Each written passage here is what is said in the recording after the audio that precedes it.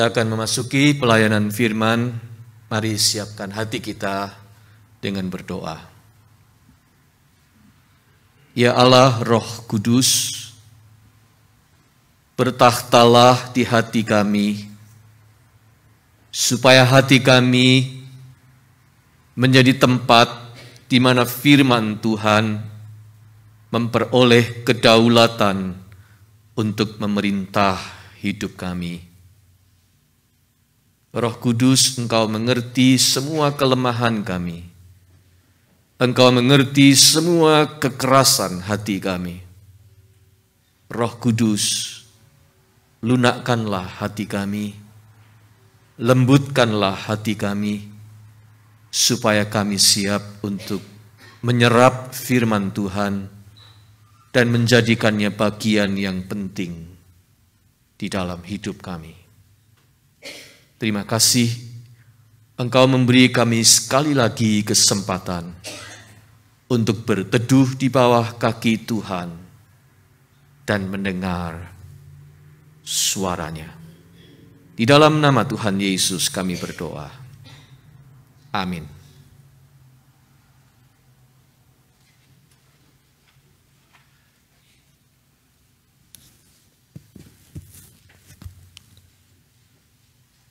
Jemaat, marilah bangkit berdiri dan membaca dari Injil Matius pasal 11, ayat 2 hingga yang ke-11.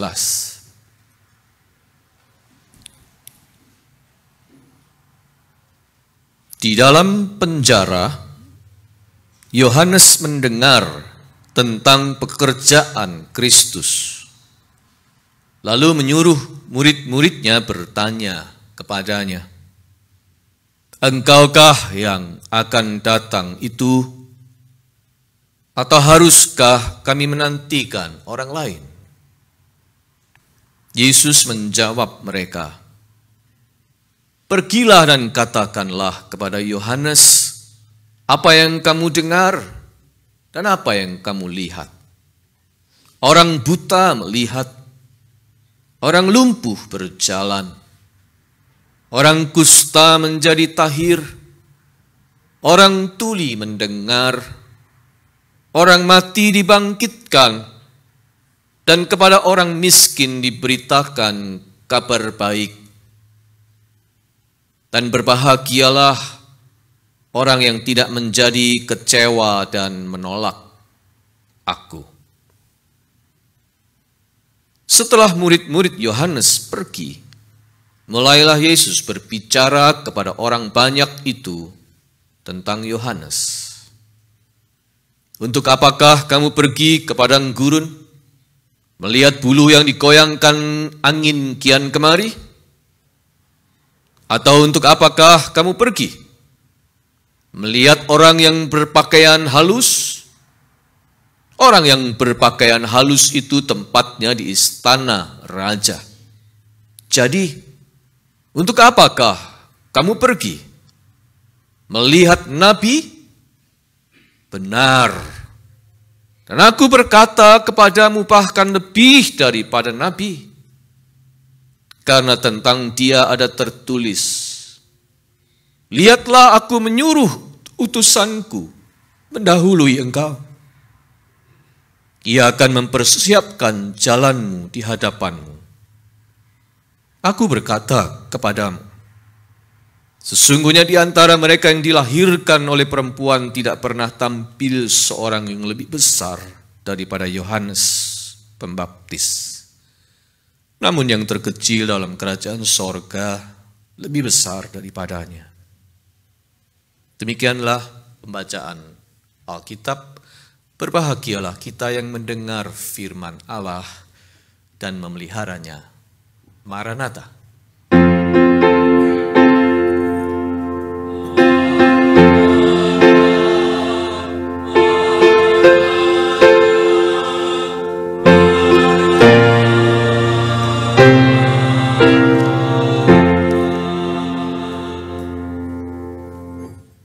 Silakan duduk kembali.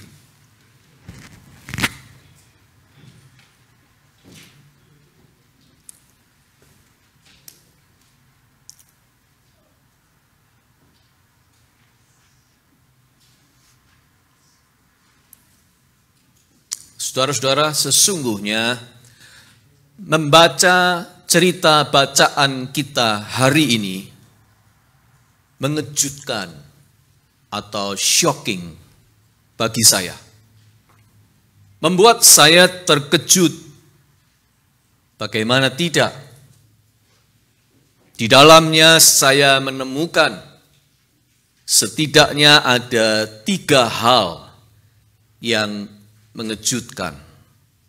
Mari saya ajak Anda untuk melihatnya satu persatu. Hal mengejutkan yang pertama, yaitu Yohanes Pembaptis meragukan Yesus. Dalam kesunyian di balik tembok dan jeruji penjara, dia bergumul hebat di dalam hati. Lalu mengutus murid-muridnya untuk mengajukan pertanyaan kepada Yesus. Engkaukah yang akan datang itu, atau haruskah kami menantikan orang lain? Ayat 3. Are you the one? Or should we expect someone else? Are you the expected one? Engkaukah Kristus yang dinanti-nantikan itu? Saudara-saudara, jika orang lain yang bertanya seperti itu, biasa, tidak heran. Tetapi ini Yohanes Pembaptis yang tanya begitu. Orang yang sebelumnya kita kenal sebagai perintis jalan bagi Yesus, the forerunner, bentara, herald, orang yang berseru-seru di padang gurun untuk mempersiapkan jalan bagi Tuhan. Matius 3 ayat 2, Lukas 3 ayat 4 dan 6. Orang yang sebelum membaptiskan Yesus berkata bahwa dirinya tidak layak membuka tali kasut Yesus. Matius 3 ayat 11, Yohanes 1 ayat 27. Orang yang juga berkata, aku membaptis kamu dengan air, tetapi ia akan membaptis kamu dengan Roh Kudus dan dengan api. Matius 3 ayat 11, Markus 1 ayat 8. Dan dia pula lah yang sambil menunjuk ke arah Yesus berkata kepada murid-muridnya, lihatlah anak domba Allah yang menghapus dosa dunia. Yohanes 1 ayat 29. Bahkan di depan para murid-muridnya dia memberi kesaksian. Aku telah melihat Roh turun dari langit seperti merpati dan tinggal di atasnya. Dan aku pun tidak mengenalnya, tetapi dia yang mengutus aku untuk membaptis dengan air telah berfirman kepadaku, jikalau engkau melihat Roh itu turun ke atas seseorang dan tinggal di atasnya, dialah itu yang akan membaptis dengan Roh Kudus. Dan aku telah melihatnya dan memberi kesaksian, ia inilah anak Allah. Yohanes 1, 32 hingga 34. Sekarang orang ini sendiri yang meragukan kebenaran itu dan bertanya, are you the expected one? Engkaukah Kristus itu? Atau kami masih harus tunggu yang lain? Bagaimana jika Anda mendengar seorang pendeta atau seorang penginjil mempertanyakan keberadaan Tuhan atau meragukan kebenaran firman-Nya. Pasti itu mengejutkan, bukan?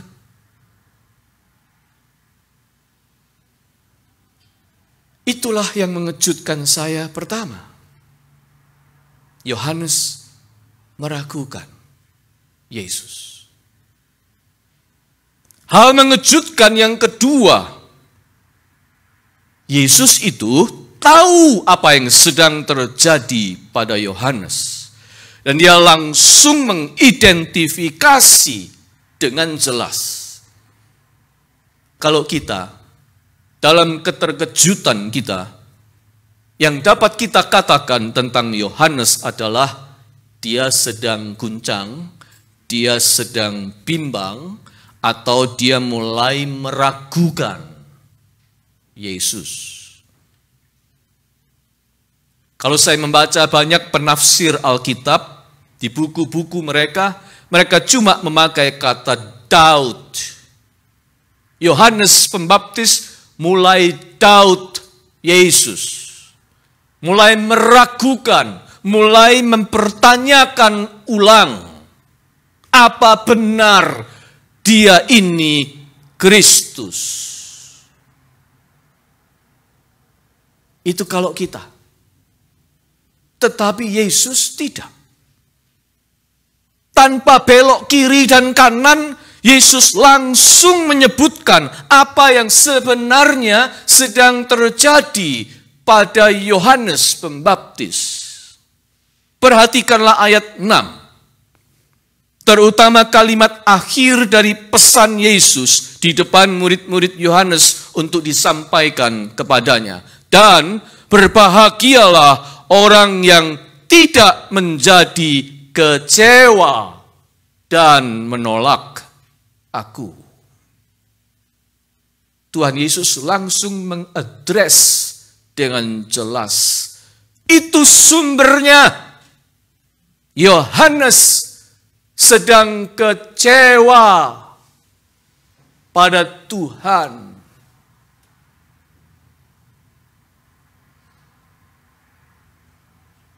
Dan itu mengejutkan.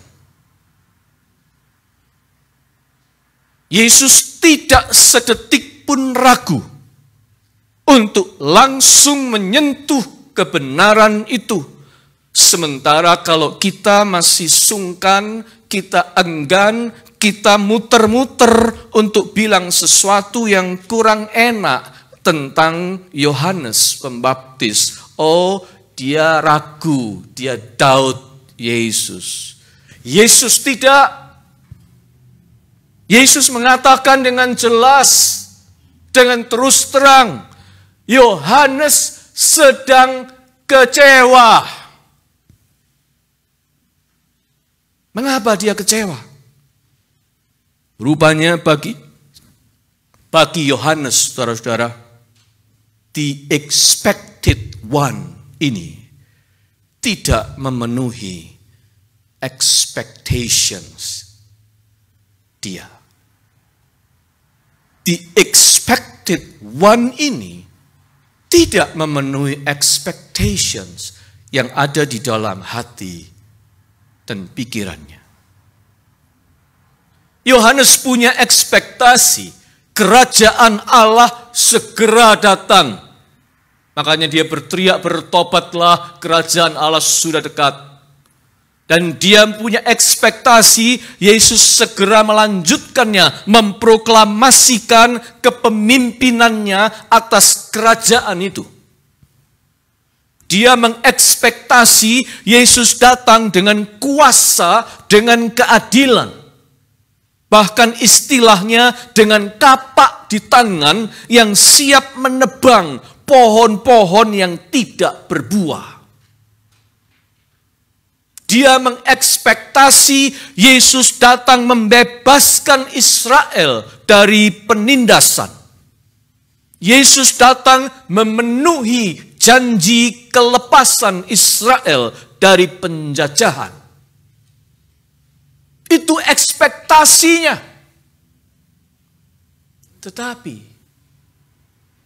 ternyata yang dilakukan Yesus sungguh berbeda. Berbeda dengan ekspektasi Yohanes Pembaptis dan ekspektasi banyak orang pada waktu itu. Dan kita tahu, kalau ekspektasi tidak terpenuhi, apa yang terjadi? Kekecewaan, bukan? Itulah yang sebenarnya sedang dialami Yohanes Pembaptis. Kekecewaan. Tetapi sejujurnya itu terjadi pada siapa saja, termasuk kita, saya dan Anda. Kekecewaan itu berkunjung dalam kehidupan setiap orang. Disappointments come into everyone's life. Karena ekspektasi tidak terpenuhi, kita kecewa.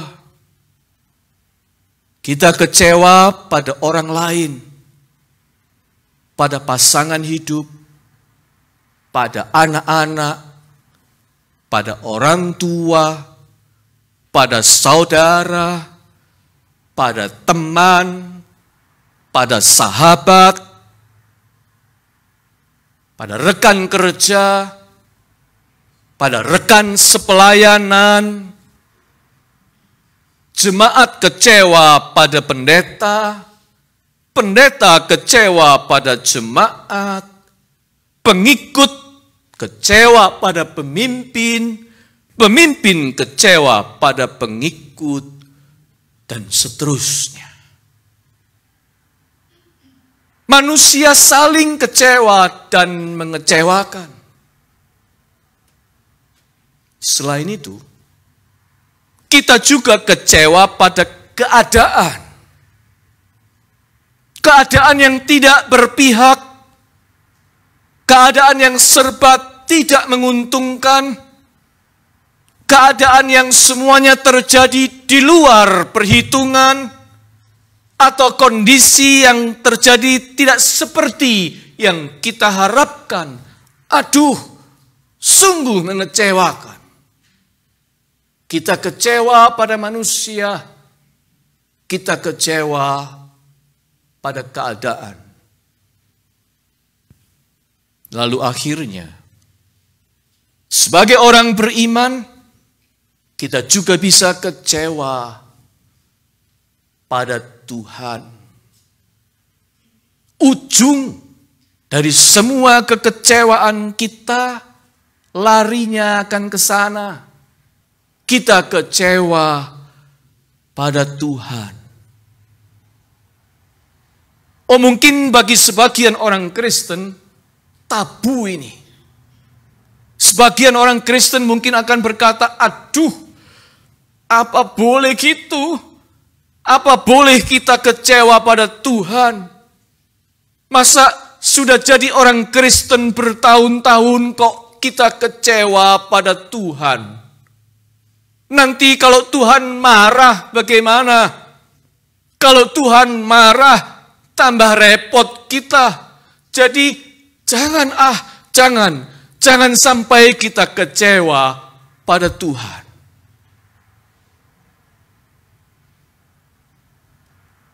Sejujurnya banyak orang Kristen mengambil sikap seperti itu. Takut untuk kecewa pada Tuhan. Atau takut untuk mengaku bahwa dirinya kecewa pada Tuhan. Jadi kalau kecewa, lekas-lekas disangkali, lekas-lekas ditutupi, lekas-lekas ditekan, lekas-lekas dirasionalisasi, supaya tidak muncul di permukaan.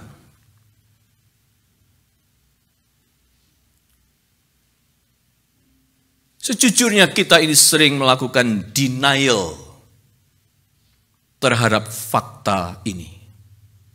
fakta bahwa kita kecewa pada Tuhan. Best-selling author Philip Yancey menotis adanya gejala seperti ini. Dia bilang banyak questions. Christians often wonder, but seldom ask aloud. Banyak pertanyaan-pertanyaan yang sering berkecamuk di hati orang Kristen, tetapi jarang diutarakan secara terbuka. Enggak berani.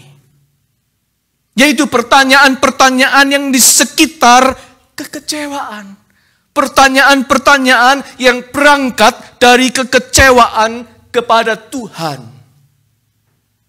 Itu sebabnya Philip Yancey lalu menulis buku khusus tentang topik kecewa pada Tuhan ini.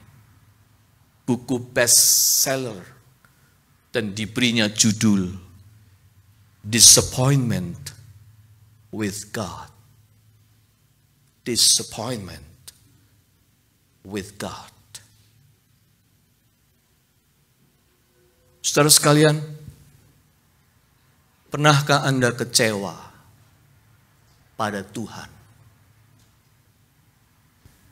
Dulu waktu saya kecil, ada lagu Kristen, tak pernah kecewa mengiring Yesus, tak pernah kecewa sampai selamanya, dan seterusnya. Benarkah kita tak pernah kecewa? Oh, apabila iman kita otentik, saya yakin pasti pernah. Kecewa pada Tuhan itu seperti orang tersandung. Itu sebabnya Alkitab bahasa Inggris umumnya memakai kata stumble.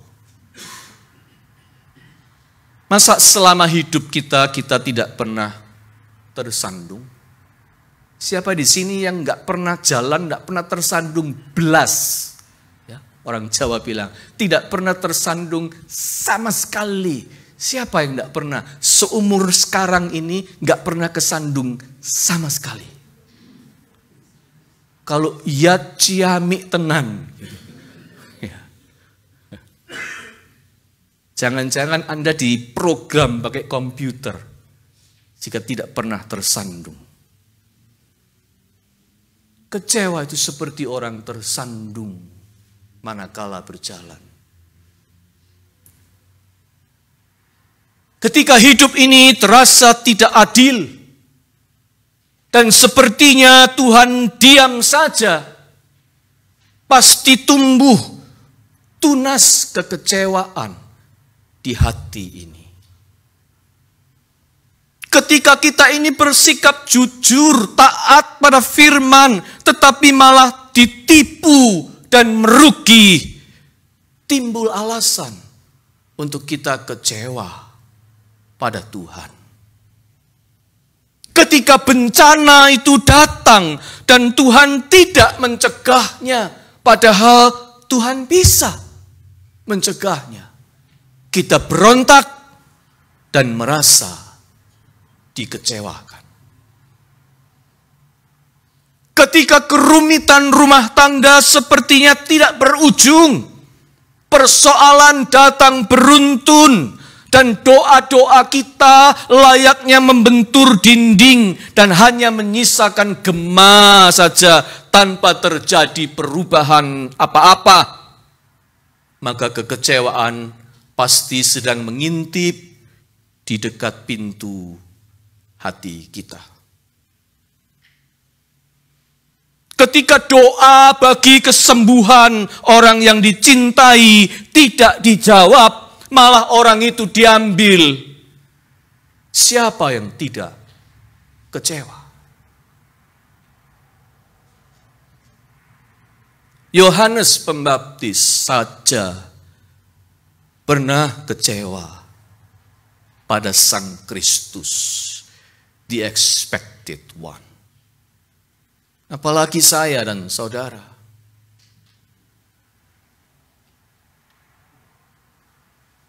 Masihkah berani kita berkata, tak pernah kecewa? Kalau Yohanes ada di depan kita, dia akan bilang, poh gitu. Aku ini pernah. Oke. Itu hal mengejutkan yang kedua. Masih ada satu hal mengejutkan lagi. Hal mengejutkan yang ketiga. Apakah itu? Ternyata Yesus tidak marah pada Yohanes. Ini hal mengejutkan yang ketiga. Yesus yang tahu dan menunjuk langsung dan berterus terang bahwa Yohanes sedang kecewa pada dirinya. Tetapi Yesus yang sama itu tidak sama sekali menunjukkan kemarahan atau menegur Yohanes dengan keras. Berani-beraninya kamu Yohanes kecewa pada saya. Kita tidak membaca itu sama sekali. Sebaliknya, di depan murid-muridnya, di depan banyak orang, Yesus malah mengapresiasi Yohanes sebagai nabi besar, bahkan terbesar di dalam era sebelum era yang baru datang, era kerajaan Allah. Dialah nabi terbesar, kata Yesus di ayat 11. Mengejutkan, bukan? Yesus tidak marah pada Yohanes yang kecewa pada dirinya. Yesus juga tidak marah kepada orang beriman siapapun yang sedang kecewa pada Tuhan. Yesus juga tidak marah kepada kita manakala kita merasa He is letting us down.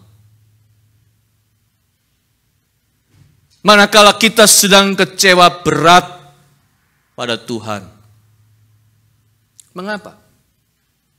Sebab Yesus tahu orang-orang kecewa ini sedang bergumul di dalam hatinya. Orang-orang ini tidak berpura-pura. Orang-orang ini menghayati imannya dengan otentik apa adanya. Oleh sebab itu, ketika mereka guncang, ketika mereka menjadi kecewa, mereka tidak menutupinya. Yesus tahu dan Yesus mengerti pergumulan itu. Apa yang dilakukan Yesus? Ketika murid-murid Yohanes datang menyampaikan pertanyaan gurunya yang sedang kecewa itu, kita membaca di ayat 4 dan ayat 5, saudara-saudara. Yesus menjawab mereka, pergilah dan katakanlah kepada Yohanes apa yang kamu dengar dan kamu lihat. Orang buta melihat, orang lumpuh berjalan, orang kusta menjadi tahir, orang tuli mendengar, orang mati dibangkitkan, dan kepada orang miskin diberitakan kabar baik. Yang dikatakan Yesus adalah gema dari ucapan Nabi Yesaya yang Yohanes sebenarnya tahu. Artinya, Yesus hanya mengajak Yohanes memikirkan kembali semua yang Yesus kerjakan. Fokus saja padaku Yohanes. Artinya, Yesus juga sedang memberi waktu kepada Yohanes untuk bergumul. Orang ini sedang bergumul. Dia tidak perlu dimarahi. Dia perlu diberi waktu untuk bergumul dengan dirinya. Dan Yesus percaya Yohanes akan pulih. Time will bring him back to his senses. Itu yang Yesus percayai. Yohanes hanya perlu waktu. Time will bring him back to his senses. Dia nggak perlu dimarahi. Dia perlu diberi kepercayaan dan waktu untuk bergumul. Malah Yesus memuji Yohanes. Saya bertanya dalam hati, kenapa?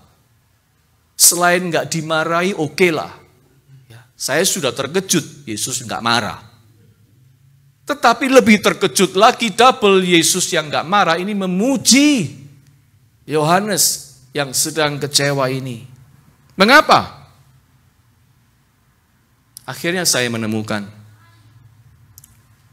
Yesus memuji Yohanes karena ketika dirinya kecewa, Yesuslah yang dicari Yohanes.